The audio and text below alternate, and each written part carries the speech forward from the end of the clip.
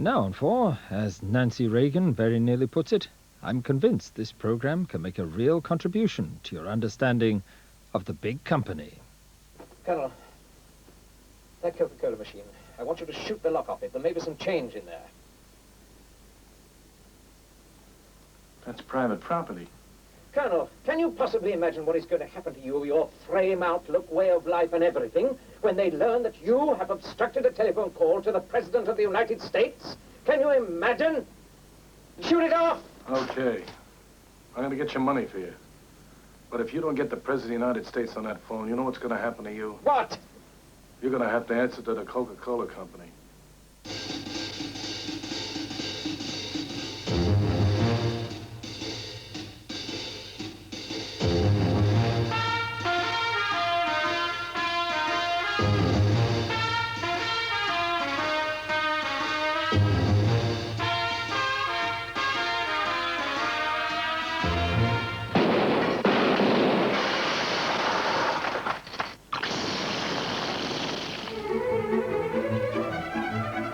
Coca-Cola had seen a bit of the world before the Second World War, but it got its big break on the battlefront. The company promised a Coke for every GI wherever he was sent, and the U.S. government paid for a string of bottling plants around the globe.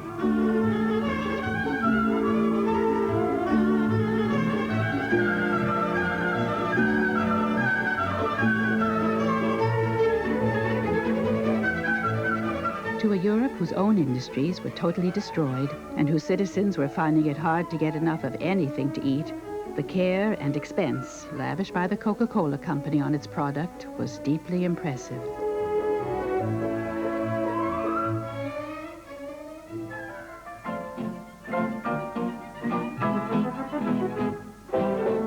Coke became synonymous with American prosperity, and in Berlin at least, with a fanatic dedication to making sure the product was the same, everywhere and always.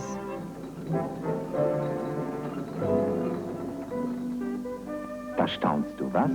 Das ist etwas für dich und für uns alle, nicht wahr? Ach, du verstehst mich nicht. Soll ich vielleicht nach draußen kommen? Ja? Na, bitteschön. Bitte kommen Sie weiter, ja? Bitteschön. Da drüben können Sie ablegen. Machen Sie sich ganz bequem. Fühlen Sie sich zu Hause.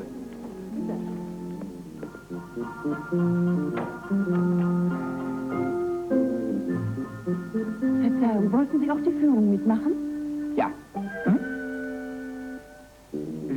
Ja, natürlich. Bitte sehr.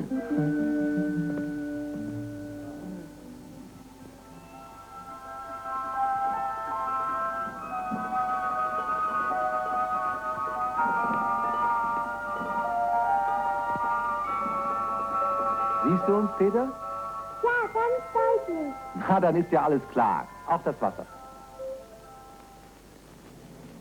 Das nun ist unser Coca-Cola-Sirup.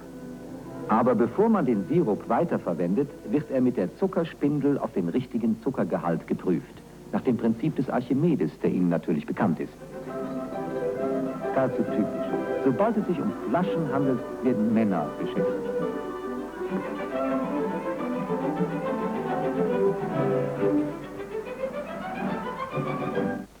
One of the functions of the South African region of the Coca-Cola Export Corporation is to maintain uniform quality of the beverage throughout the southern part of the African continent. From Kitwe in the north, Cape Town in the south, Luanda, Angola in the west, and Beira, Mozambique in the east, samples of each size and flavor are submitted to our laboratory in Johannesburg. In an exacting series of tests to which the samples are subjected, the first step is a physical examination. A special inspection light using a polarized beam ensures proper illumination of the bottle content for detection of any foreign bodies such as flock, sediment, or solid objects. The next stage takes place in the bacteriological laboratory, housed in a separate room to avoid contamination during the microbiological analyses. The senior technician in charge is Miss van den Berg, who holds a diploma in bacteriology with the South African Institute of Medical Research. The final criterion of a quality product is taste. No sample is analyzed without the taste verdict of 2 and sometimes 3 tasters.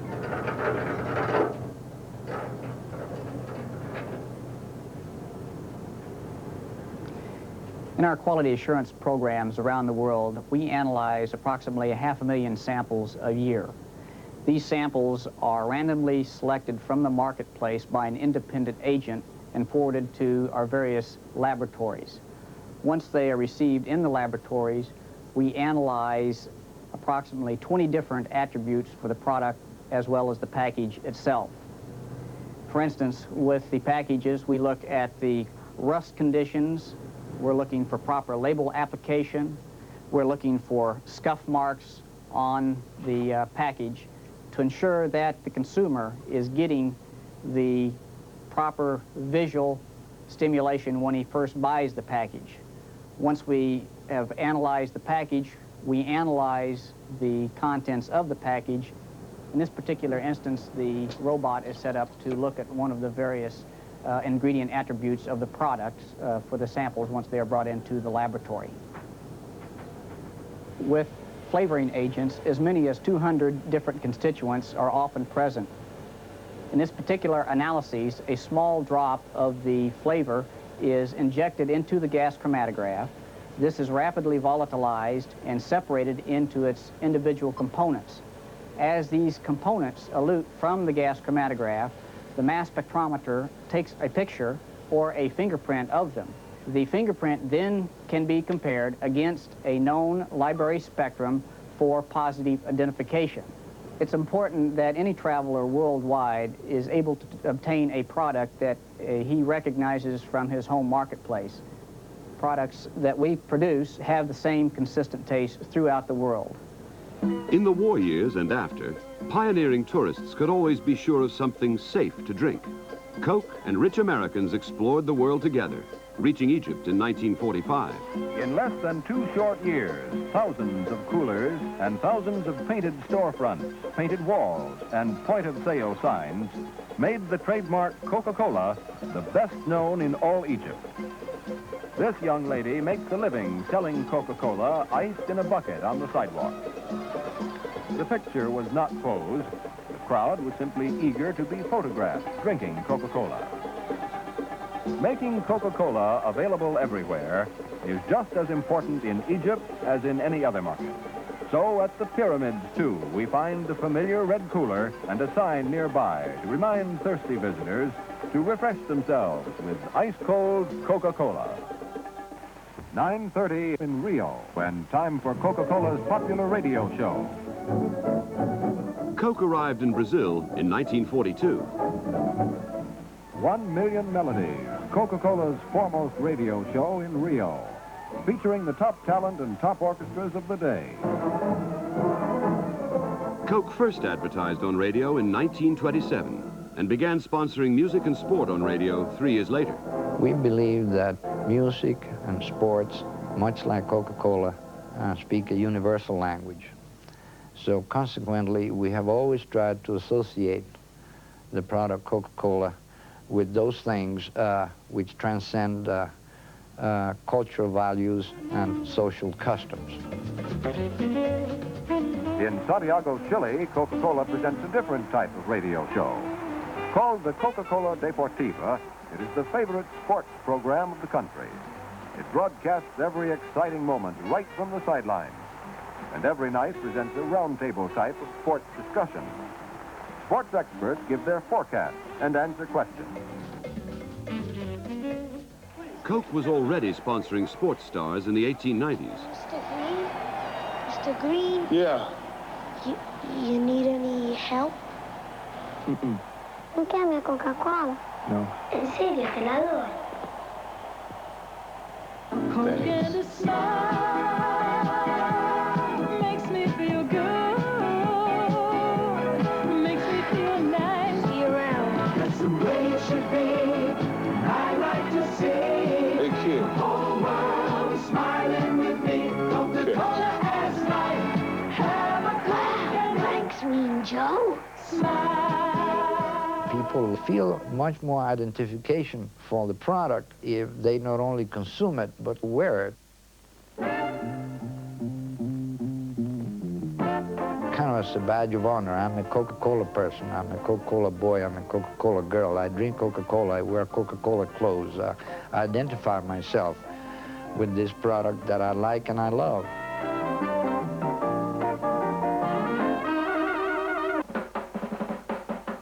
You've got the word. Coke is on the go, all over America, all over the world. And you, and you, and you are keeping it moving. And this is a quick story of how bottlers all around this globe keep a continuous supply of delicious, refreshing Coca-Cola always at your fingertips. Franchising has become a coined word nowadays. The fact is the Coca-Cola business started from its very beginning as a franchise operation. Back almost 100 years ago, there were two individuals that bought the rights from the Coca-Cola company to bottle the product Coca-Cola in this country. Interestingly enough, Mr. Pemberton sold those rights for $1 because the thought was that Coca-Cola, this product, would never sell in a bottle. I'd like to buy the world a home and furnish. While we are a very large company in terms of earnings, close to $1 billion at the bottom line, in terms of number of people the Coca-Cola company employs, we are very small, only about 17,000. However, the system, the Coca-Cola company, together with our bottling partners, that system employs over 500,000 people around the world on a permanent basis and another 500,000 on a part-time basis. So we provide employment for over 1 million people. And those are the people that are really responsible for implementing these principles, which are implemented on a highly local basis.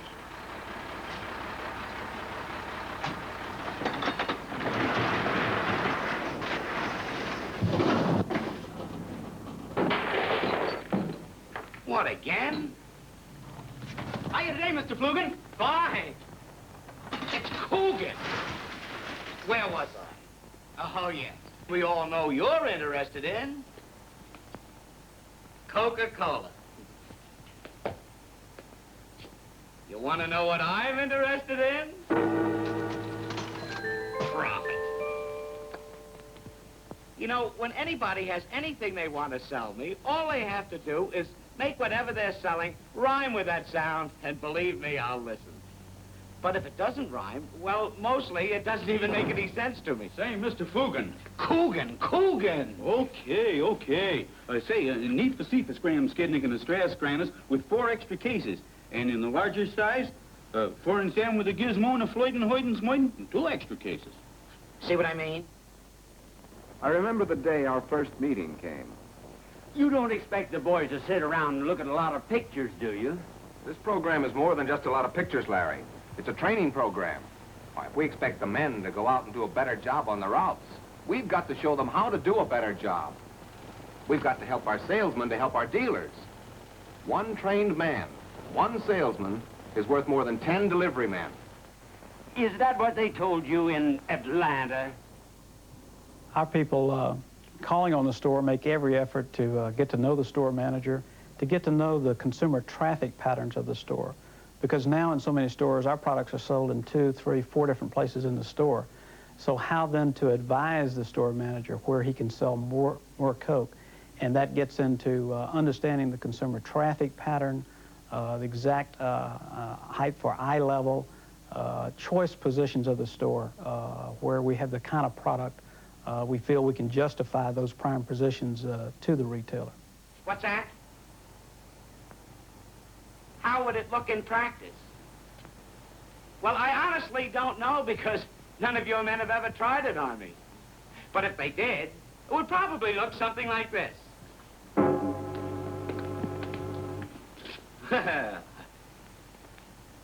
See what I mean? Neat, nicely dressed.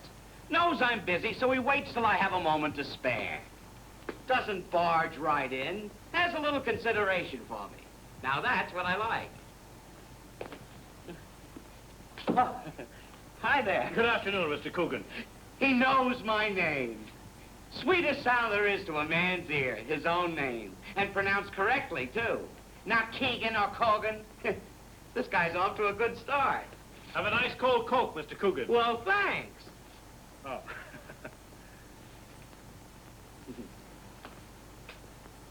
Never can resist this, and is it good? Of course, when he gives me one, I know he wants to talk to me. Well, let's see what he has to say. Say, Mr. Coogan, I have a little something here I'd like to show you. Uh-oh, that wasn't so good. Makes me suspicious. I'm looking for a trap. It would have been much better if he'd have said... Say, Mr. Coogan, I've been checking my figures. Do you know how much money you make selling Coca-Cola? Oh, not down to the penny, of course, but I've got a pretty good idea. Well, I have it right down to the penny. That's part of my job. A personal profit story for John Coogan. Say, you know more about my business than I do. Well, actually, Mr. Coogan, the Coca-Cola business that you do is my business. Back in the home market, the arrival of self-service supermarkets took away the benefit of a shopkeeper's personal endorsement. Consumer product companies had to find new ways to get the customer to buy their brand and not the competition. Today, self-service is the universal trend. The retailer in any line simply furnishes the space in which, so long as they pay their way, competing products are left to battle for supremacy. Who wins, who loses the battle, is a matter of indifference to the retailer. He simply owns the field of combat. Say, I was noticing that nice display of sundries you have over there. Where? Right over there. Oh, that. Do sundries like that have a good markup? Pretty high. Yeah. In other words, that's a good spot for high turnover items. Well, you've seen the turnover rate on Coke. How about letting me try a little experiment? What kind of an experiment? Well, let me fix up a nice display of 6 and 12 bottle cartons and a nice display of cases. It would give you a nicer return per square foot than you're getting now. In addition to that, the people who merchandise our shelves always have the common goal of keeping them all faced correctly. And this is probably what we would call a perfect set here. You can see every one of these bottles are perfectly faced so that we maximize the exposure of our logo to the shopper as they're moving down the aisle. And also rotating the stock so that we have good, fresh product moving out to the consumer at all times. This man's job is to look after Coca-Cola in 3 Atlanta supermarkets. He neither delivers nor sells. He merchandises.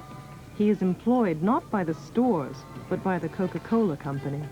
Believe me, if somebody from your outfit came into my store and gave me the kind of sales presentation you just saw, well, I don't know what would happen. Mr. Coogan? Yes? Mr. Coogan, I've been checking over my figures. And do you know how much money you make selling Coca-Cola?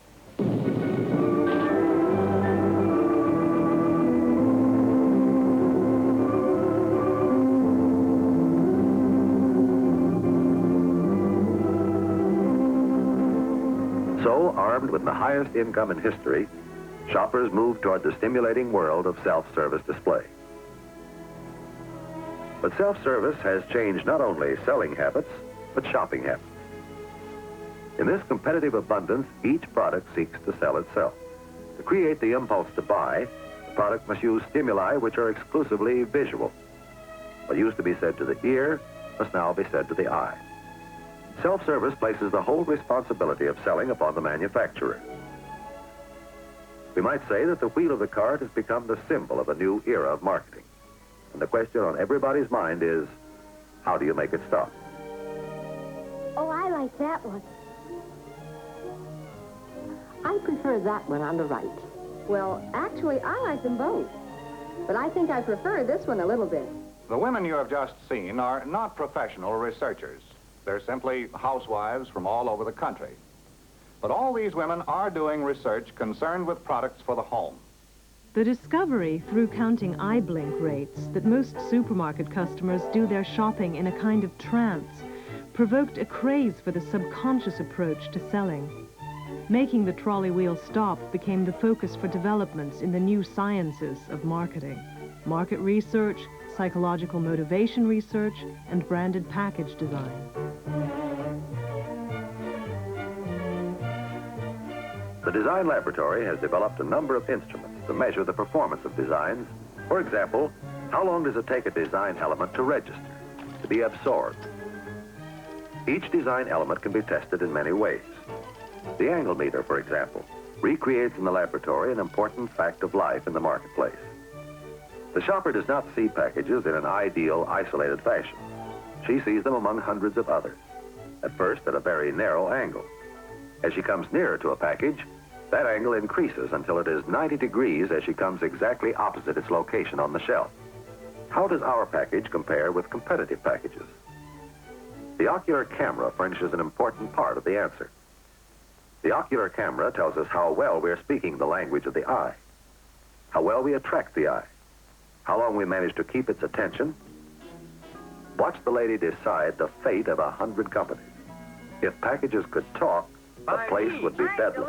All look wonderful on your table. Be the first in your neighborhood. Your family will love you. Look here. No, look here. Naturally, the manufacturer will do everything he can to influence consumers before they enter the store. Between 1945 and 1960, advertising expenditure quadrupled. No matter the age, or the income, or the taste, WJR has something for everyone. That means the cumulative one-week audience is in the millions. And that's the reason that local advertisers get results. The reason the national advertiser, who wants deep daytime penetration of 112 counties, gets results. There's news about an important White House visitor, about new development. You'll never have a finer shave than with a Gillette. Try it. Every bit of responsible research confirms that WJR is not only the best radio station, but the best medium to sell this big, prosperous market. Buy our beauty soap. Buy our beauty soap. Procter & Gamble, makers of Ivory soap, spent $93 million on advertising in 1956. Ivory has been the brand leader for over 60 years. Well, what do you think? I tell you a secret about the soap business, Mr. Norman. There's absolutely no difference between soaps.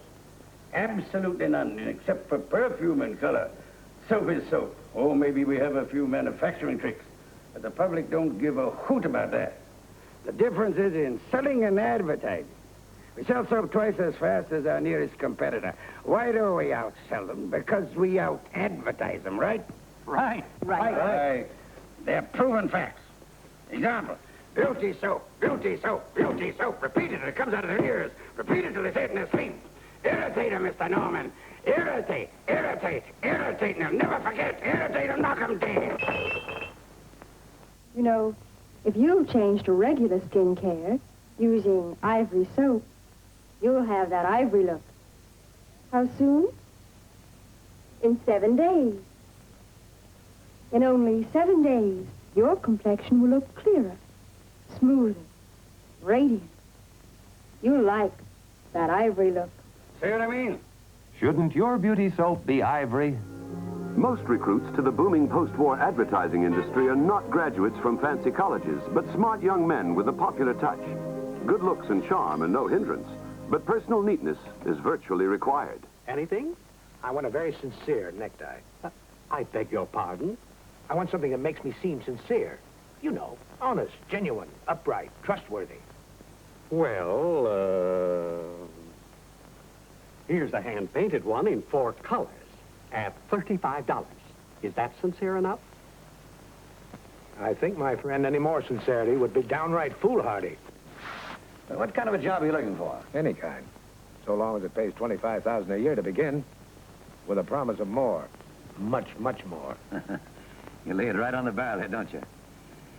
Hey, I like your necktie. Yes, I thought you would. What? It cost me $35 just to impress you. Well, why tell me that? I thought it would sound sincere. I want you to know what a sincere lad I am. Sincerity is more important than connections. The most likely applicants often come from way out of town, and this mobility provides avenues for social progress, too. He started with a job in the art department of a large advertising agency. They called him a production assistant, but actually, he was a sort of a glorified errand boy. But at least he was through with bookkeeping and close to the kind of work he liked. By the time he was 30 years old, he was the head of the art department of an advertising agency. Horizontal mobility, moving from one place to another, has resulted in vertical mobility for Ted Eastwood, a movement upward from his ascribed status to an achieved status that is largely the result of his professional standing. But when Ted returns to his hometown on a vacation, how does he fare? Has he anew achieved status back there, too? When he meets the girl he wanted to marry, have things changed? The town is small enough so that Mary has heard about Ted's success in New York. But this isn't New York. Mary is married to Gil now, and although they are friendly enough toward Ted, he still isn't part of their world, and he never will be. In this town, the ascribed status of his parents is still the class to which he belongs. And the lines of social class are real here in America. But the lines of social class were redrawn in the rush to the suburbs, and advertisers could provide role models for this new lifestyle. When Lucy and Desi bought a station wagon, the Ford Motor Company began to sponsor their show. Well, how will people know that we've been to Sun Valley if they don't see the luggage tags? Besides, it shows how strong the roof is. Honey, all Ford station wagon roofs are strong. Oh. You see, they got 6 steel, you know, what do I do, though? The steel cross braces. Oh, 6. Huh? That's a lot, huh? Oh, yeah, that's more roof reinforcement than any wagon in the market. More roof reinforcement. You mean roof reinforcement? That's what I said, yeah. Yeah, that's what I thought you said. How come you're such an expert on station wagons? Well, I just happen to be very proud of our new Ford station wagon. You're beginning to sound like a commercial. Why not? And I know that you will love your new Ford wagons, too. So why don't you pick one out of your Ford dealers soon? Goodbye, everybody. Adios. In 1950, 9% of households had TV. In 1960, 87% did. Nancy Davis. In private life, Mrs. Ronald Reagan. Hello. Come and meet the younger members of the Reagan clan. I'm Patty. I'm Ronnie Reagan. We're here as a family to talk to your family about the importance of taking care of your teeth. Like you, I want to do everything possible to protect these youngsters of mine from tooth decay. I've never had a single cavity. Don't think I'm not proud of that. I'm convinced that Crest can make a real contribution to your dental program, just as it has to ours. Crest. It's the toothpaste for families who want fewer cavities. The Adventures of Ozzie and Harriet, starring the entire Nelson family. The Nelson family are by far the most sought-after endorsers, offering sponsors an association with the most appealing aspects of suburbia. Ozzie and Harriet has become a synonym for wholesome family life. Here they are, America's favorite family, the Nelsons. Tonight's Adventures of Ozzie and Harriet is brought to you by the American Dairy Association, representing the dairy farmers in your area. Remember, drink 3 glasses of fresh whole milk every day. Hi. Hi. Greetings from 4 of your fellow salesmen.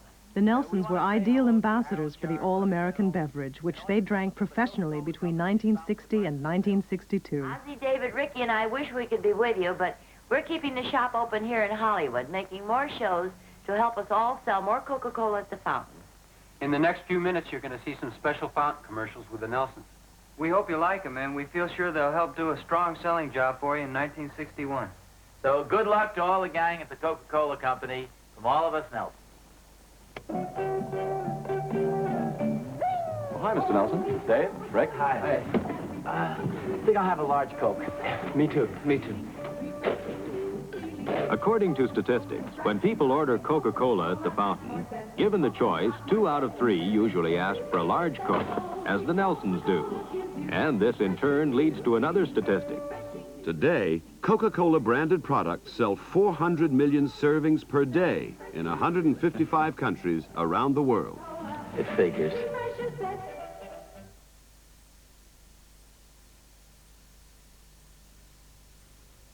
This is a very special day for me. It's my first trip on Intercity's new Silver Standard service.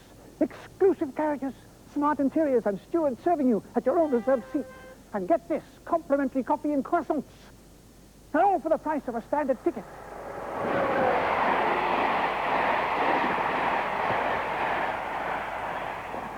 But it doesn't stop here. Silver Standard now runs from Liverpool and Manchester to London.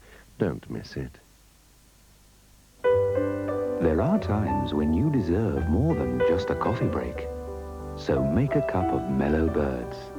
You'll find its smooth, mellow roasted flavor turns an ordinary moment into a mellow moment.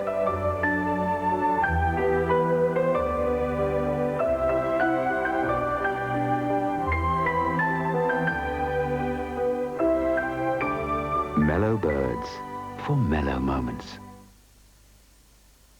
Yes? Oh, are you there? I'm interested in this washing machine. I'm sorry, madam, this one's been reserved. Reserved? Yes, by Mrs. Jones. She telephoned earlier this morning. Oh, young man, could I take this one, please? Certainly. Sorry, George. I want to... That's reserved. Mrs. Jones has just phoned. That's what I decided. I take it. Sorry, madam. Mrs. Jones reserved this by phone. He's here again with his Mrs. Jones. If you want the best of the bargains, phone first. Is this also reserved for Mrs. Jones? No, madam. Would you like it? No, thank you. Not good enough for Mrs. Jones. It's not good enough for me. British Telecom. It's you we answer to. This is the British holiday everyone's talking about. Centre Parks. A unique holiday experience built around an amazing subtropical swimming paradise. It's a family holiday where you choose how you spend your time, and we make it all possible. The setting is beautiful English woodland, and it's waiting for you 365 days of the year. Ring for the brochure. Centre Parks. A British holiday the weather can't spoil. Flowers for your parents? Certainly. Wedding anniversary, is it? No, they're going on a cruise, actually, because my dad's just retired. Mum's never been abroad before, and I think secretly she's a bit nervous. We thought some flowers would be a nice surprise, but I wasn't sure if you could actually deliver them on board. Oh, no problem. How about a lovely basket arrangement? Interflora. You bring the thought, we'll bring the flowers. Right tasty, mighty white bread. With 30% more fibre, it's mightier than the average white.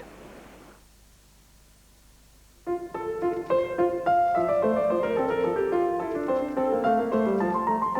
Air Miles shopping trip will take you to all kinds of destinations.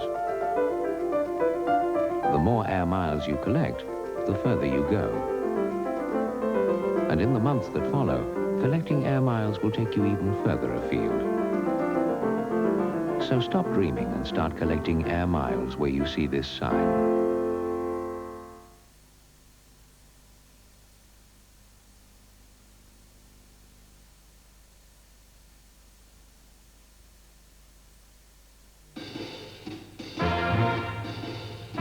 Congratulations on your deal with Denver, Dave. I'm putting you down to deal with Don. Don, is it a deal? Do we have a deal? It's a deal. In this fast-paced world, aren't you glad there's one company that can keep up with it all? What's the deal? Are we dealing? We're dealing with the... One of the theories, of course, of why companies in the industrialized countries tend to do better and grow faster than the less industrialized countries does have to do with consistency. It also has to do with capitalization. What's the difference between the American truck driver and the Chinese coolie? It's the truck. In China, for example, where there is practically no capital available for investment in plants or tools, a coolie takes 10 days to move 10 gallons of kerosene 100 miles at a freight cost of 10 cents a gallon. An American railroad worker takes only 2 hours to move 100,000 gallons of kerosene 100 miles at a freight cost of 1 cent a gallon. The coolie makes 10 cents a day. An average American railroad worker makes $10 a day, or 100 times more than the coolie. The average railroad worker has the benefit of a $20,000 investment in equipment. The Chinese coolie's equipment is worth only 10 cents. Unlike the nation's most advanced passenger terminals that handle 150,000 passengers in a whole day, today's Super Hub transfers over 1 million packages between connecting flights in less than 3 hours, every night. Federal Express was started in 1973 to deliver packages overnight by air. Today, it guarantees delivery to any address in the USA by 10:30 on the day after pickup. FedEx has 173 planes, 35,000 spare parts, and its own pilot training school. The whole operation would be impossible without modern microelectronic technology. Support network. At the Federal Express Weather Command Center, meteorologists monitor live satellite pictures of weather systems all around the world. Their early warning alerts provide critical information to Flight Systems Control. Throughout the Federal Express network, people are constantly exploring new applications of technology to improve all levels of operation. My best guess at the moment is that Federal Express has about 2 microprocessors or small computers for every employee we have. Now bear in mind we have 55,000 employees, and that means that we have well in excess of 100,000 computers of all sizes, from the smallest to the largest. The question really isn't how can we afford it. In my mind, it was how could we do business without them prior to microprocessor technology becoming as efficient and as low cost as it is.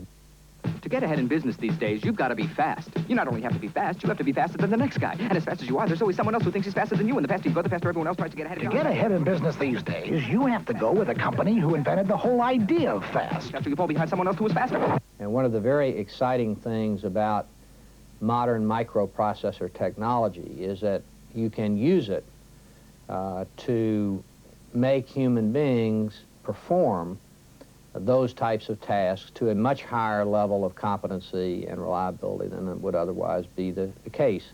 Federal Express Worldwide Service, Jan Winterburn, may I help you? Yes, ma'am. I'm looking for a drop location in my area where I can take a package today. The computer allows the agent in the call center to be more personally helpful by making her familiar with the details of a collection box in a shopping center in a small town she'll never see.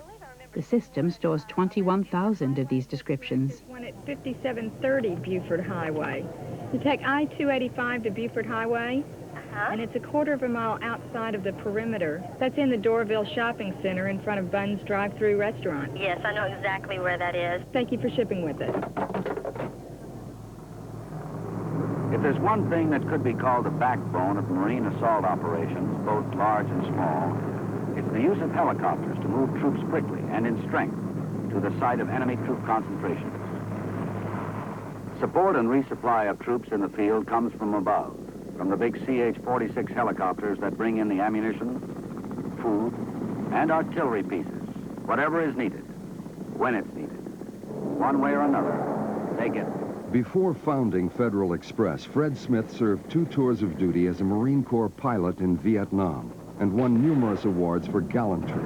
He learned there the importance of pushing technology and information to the people on the front line. One of the most important things in any service business is to understand where the product is really made or broken. And obviously, that's the point of contact between the corporate representative and the customer.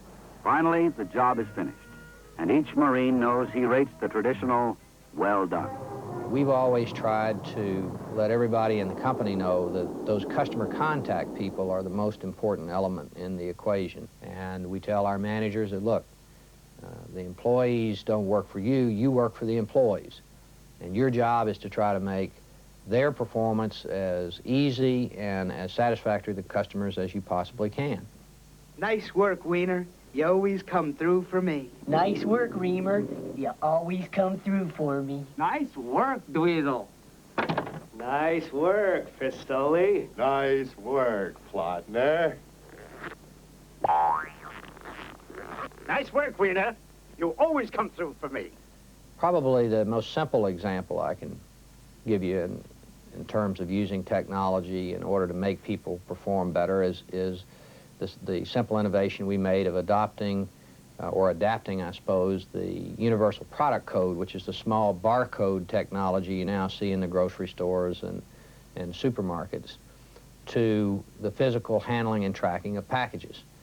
When we first introduced the tracking technology in the form of the small handheld computer, which we call Super Tracker, it was a source of pride for the couriers, and it was adopted easily by them because they saw it reducing the burdens of their job. I mean, nobody likes to write down 10 digits 100 times a day, and that's what our couriers had to do prior to Super Tracker in recording package numbers. Now they make a simple scan, and the item is recorded not just faster, but 100% reliably, because that machine doesn't make transposition mistakes the way an individual such as I would do, writing that number of digits on any given day.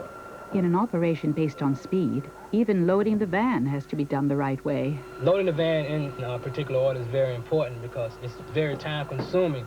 If you have to go through your freight searching for this box, searching for that box, it'll cause you to lose a lot of time. And time is money with Federal Express. I timed myself once, and it kind of saved me about 10 minutes per hour on my stops, and 10 minutes to Federal Express is a lot of time. Standardization is equally important in growing businesses so that you don't have to waste all your time reinventing wheels. A little story of mine is you go in any Howard Johnson's restaurant in America, go in the front door, take a right, go downstairs, take a left. It's a men's room every time. And why would you want to be creative in where you did it? And that way people can become accustomed to the standardization of these businesses. When you dial a telephone, you don't want a different dialing scheme every time you dial it. You want it to work the same way every time. And that then creates growth in a business because it takes away all of the little reasons for it not to grow, all of the frustrations that customers have with the business. As much fun as you get hurt. FedEx's way of securing standardization is to put out its messages simultaneously to 40,000 U.S. employees via its own satellite TV station. And fade music, and slate, and black, and roll playback, up on 15 track.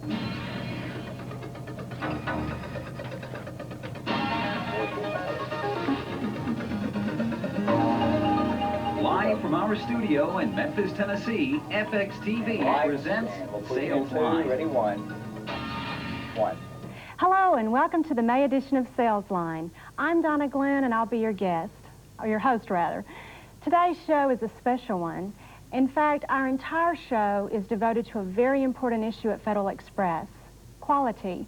We'll discuss what quality means from a corporate standpoint, and then we'll zero in on how our sales force will implement a very specific action plan targeted at improving our own quality efforts. To begin our discussion today on quality and what it means to you, me, and everyone in sales, let's go to Wallace Moorhan. Greetings. Can you spell quality? I'm sure you can.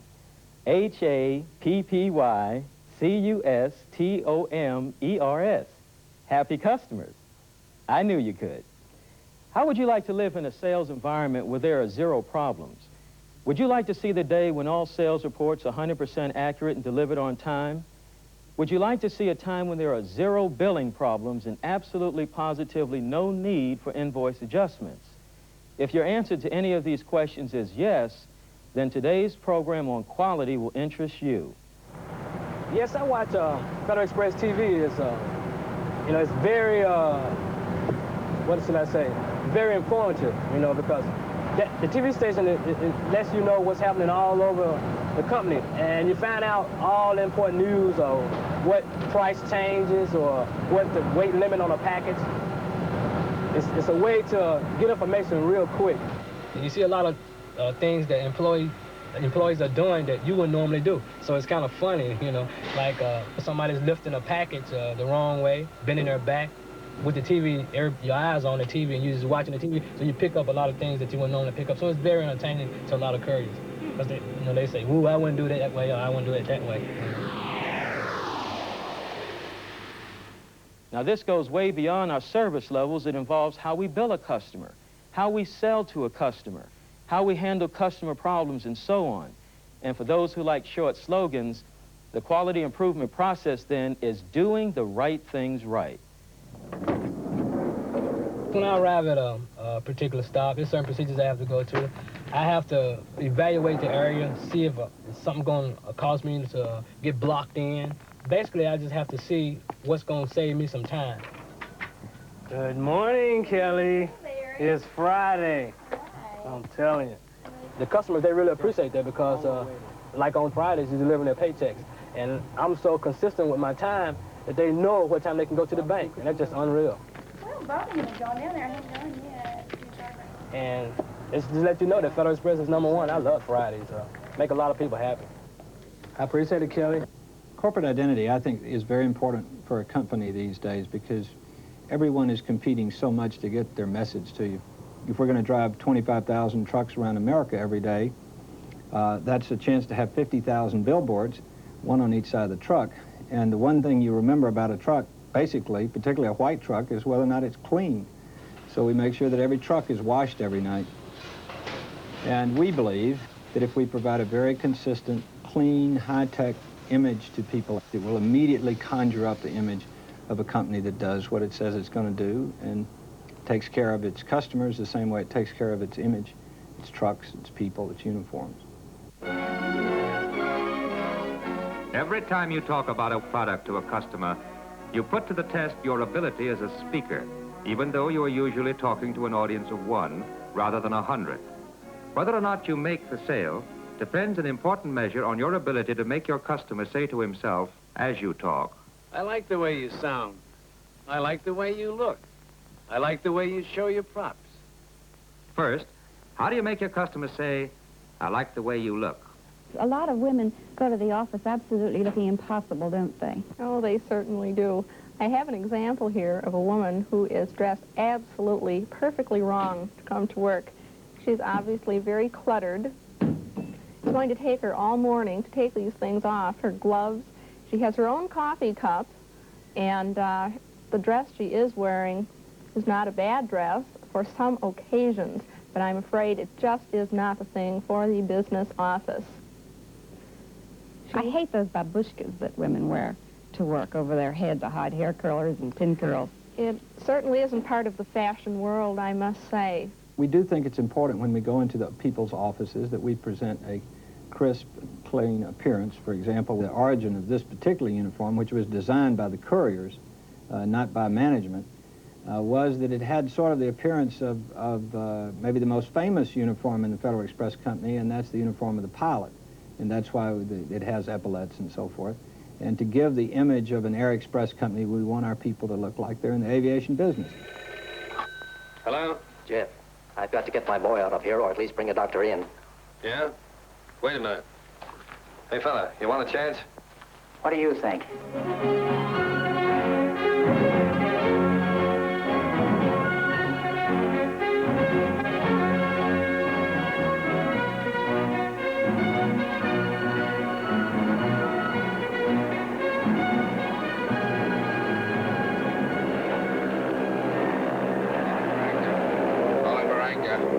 Way to climb 320. Way to climb 320. 15,600. 15,600. Near ceiling. Near ceiling. Okay, Papa. I never saw one of these things yet could go through the side of a mountain. Here you go.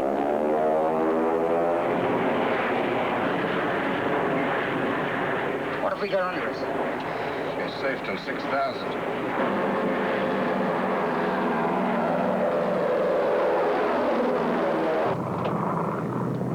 Calling Barranca. Calling Barranca. Go ahead, Jeff. Hey, Sparks. Tell Jeff we couldn't make it. Got almost 16,000, the bottom fell out. Tell him to turn around and come back. No dice, Jeff. Signing off.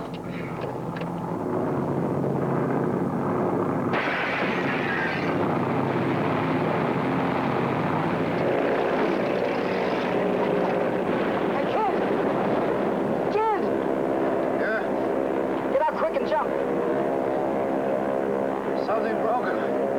Can't move. Jump yourself. Not this time. Number 4. Look, there they are. We got her down, Jeff. Hey, kid. Kid, number 4, jump. Bail out.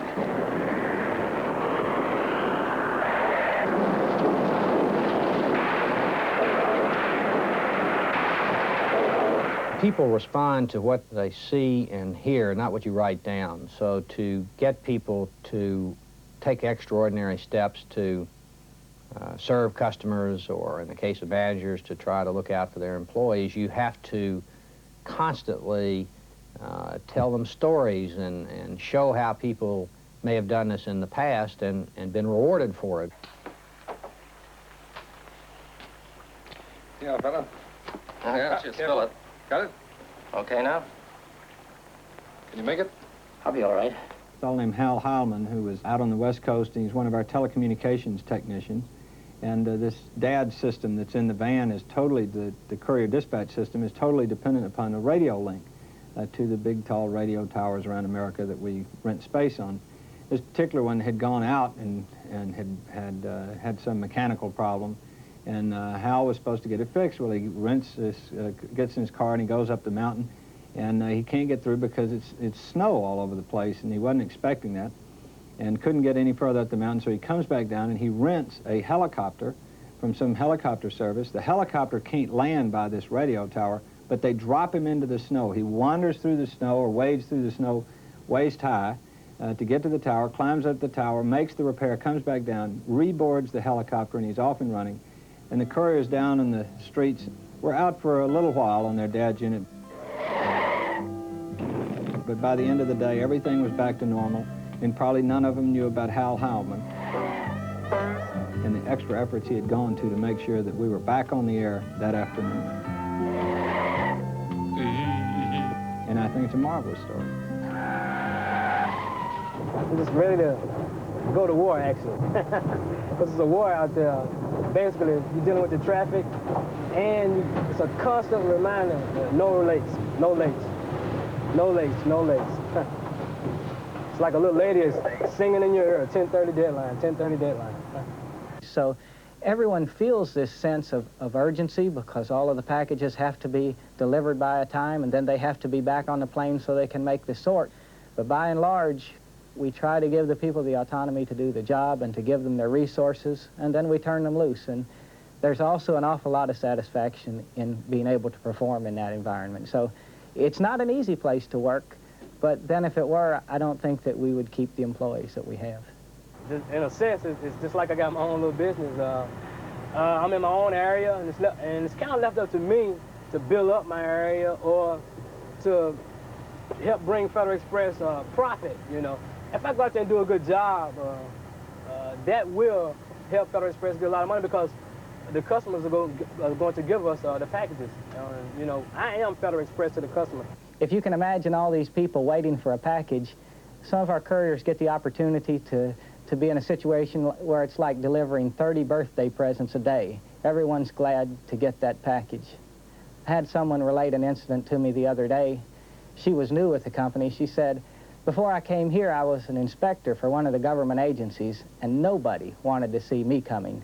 Now when I come through the door, it's, oh, Federal, am I glad to see you. And in conclusion, I'd just like to say you've all done an excellent job, except for Cruller. Cruller? Cruller, who I told to send a package to L.A. overnight. And it never got there. Never got there? And it never got there. I can't tell you how many times our couriers do go into an office and someone will say, look, I've got to have the package that's coming tomorrow. And this puts an awful lot of pressure on our people. I was riding with a courier down in Houston one day, and I asked him about the pace and the pressures of the business, and he told me, he said, Steve, he said, there's days out here that I can't read the street numbers for the tears in my eyes, but I love it. I love the press of the job because it makes me a better person.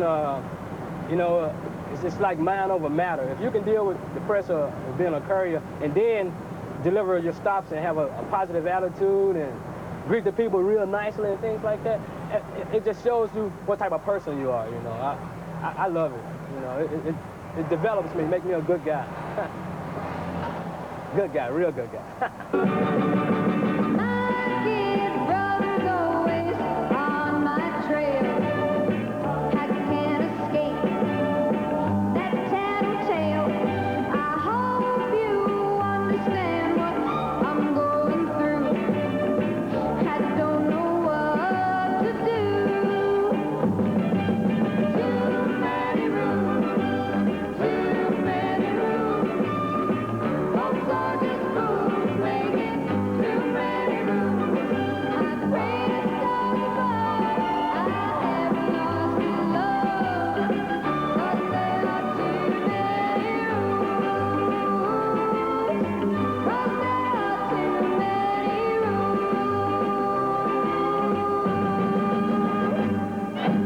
Listen, if I don't have that package by 10:30 a.m. tomorrow, my whole business will collapse.